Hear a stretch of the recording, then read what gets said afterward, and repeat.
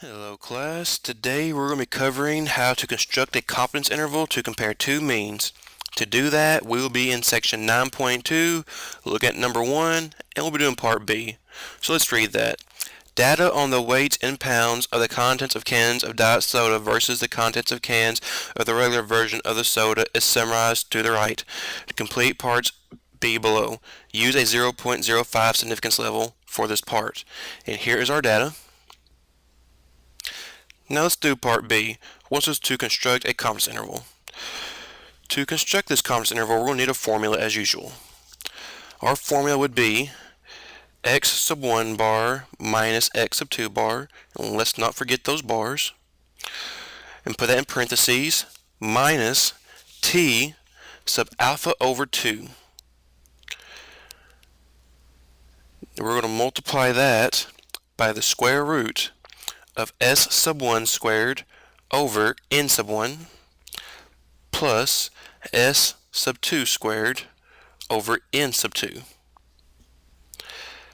That would be less than, we're going to room a little bit, but that is less than mu sub 1 minus mu sub 2, which is less than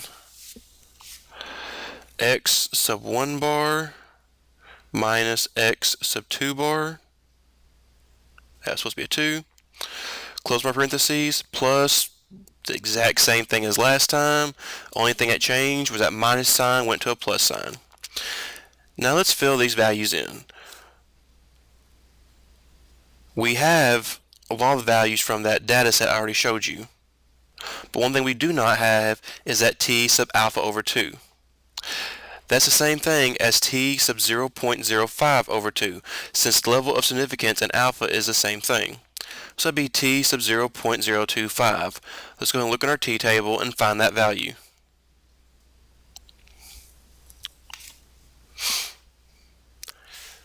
And in the table we should get, well, of course we have our degrees of freedom of 41 minus 1, which is 40. So when you look at that in the table, you're going to get 2.021. Now let's fill in those values.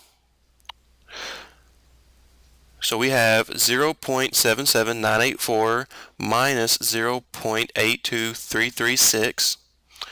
Those are in parentheses, minus my 2.021. Multiply that by the square root. It looks like I'm running out of room again, so let's finish this up down here. So the square root of 0.00451 squared.